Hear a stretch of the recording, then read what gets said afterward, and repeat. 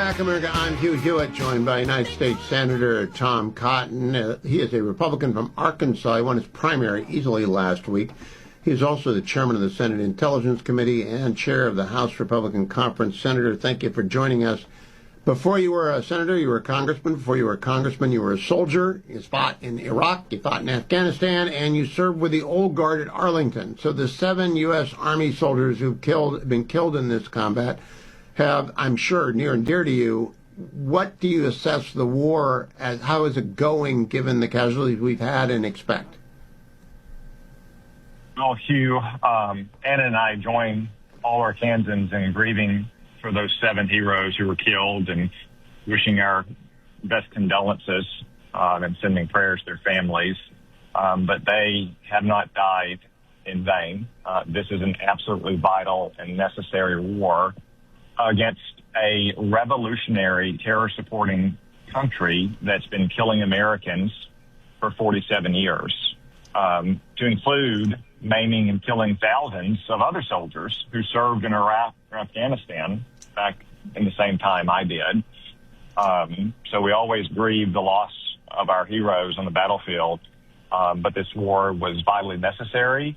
And so far, our brave and skillful troops have been met with smashing success. You saw the briefing that Admiral Cooper gave last week that gave you the best information you can know about the successes so far, which is Iranian rates of fire have collapsed from the first days of the conflict. That means we've been extraordinarily successful in destroying their missiles, their drones, and their launchers, which was one of the very top objectives in this campaign. Obviously, it continues. We're continuing to target those forces, their Navy, their communications, the regime thugs like the Basij militias, the Quds Force, the Revolutionary Guard Corps that spread and foment revolutionary violence and terror and oppress their own people. So there's still more work to be done.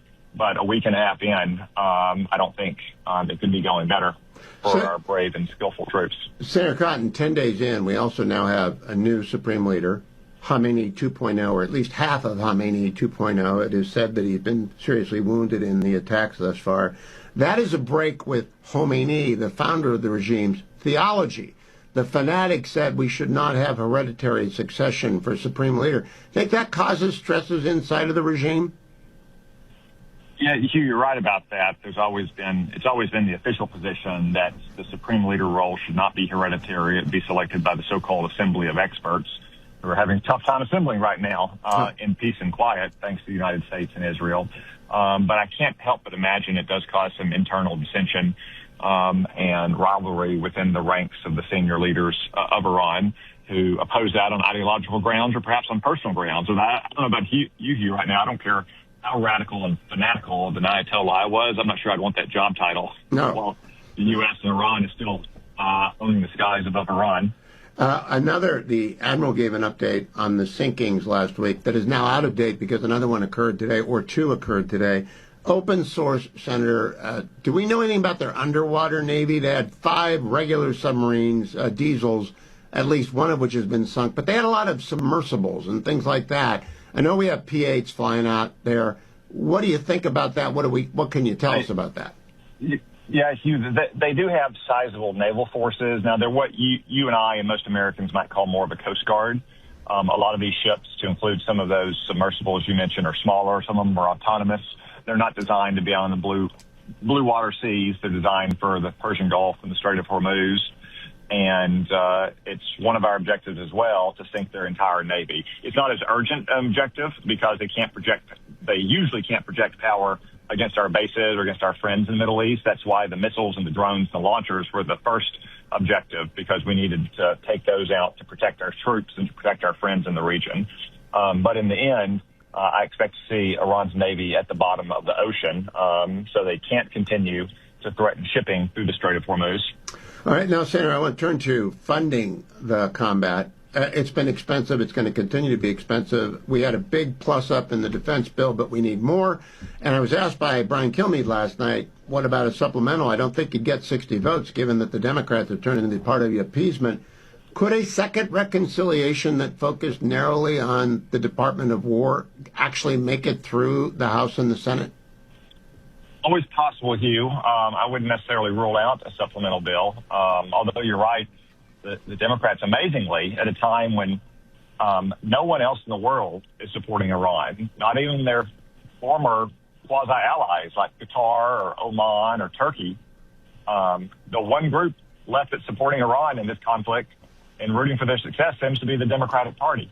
But there's no question that after this war concludes, and I saw President Trump's statement today that it may conclude sooner rather than later because they're even ahead of their timetables, there's going to need to be some kind of additional defense spending, especially to replace the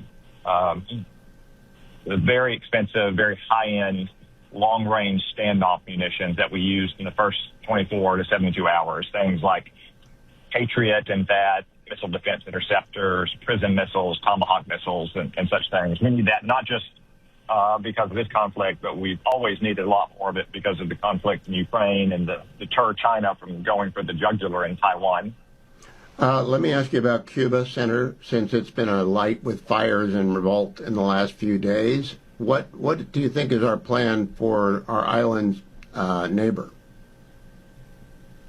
I'm sorry, Hugh, you're breaking up a little bit. What do you think is the plan for Cuba, which has had revolution in the streets in the last few nights? What did President Trump say about it last week? Voluntary transfer or something along those lines? Peaceful handover? Look, Cuba has never been able to support itself since the Castro Revolution. For around 30 years, they had support of Soviet Russia. Soviet Russia provided them financial and economic support. They provided the shock troops for communist insurgencies in Latin America and Africa.